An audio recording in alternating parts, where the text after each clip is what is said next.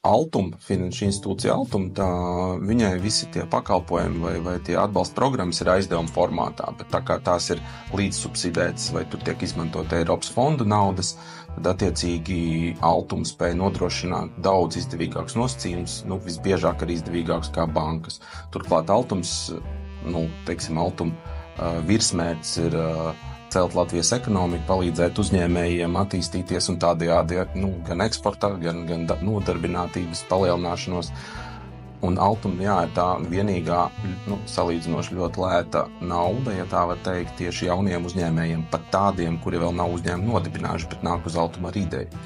Vai tiešām Altums šādiem uzņēmumiem arī piešķir naudu? Piešķir. Un es esmu diezgan bieži dzirdējis, ka neko jau viņi tur nepiešķir, bet ja uzņēmējs spēja un bieži vien ar manu palīdzību pareizi sagatavoties tam visam, nostādīt savu biznesu un arī izvērtēt savus riskus un tā kā pievērst uzmanību tam, tad Altums gana atbalsta.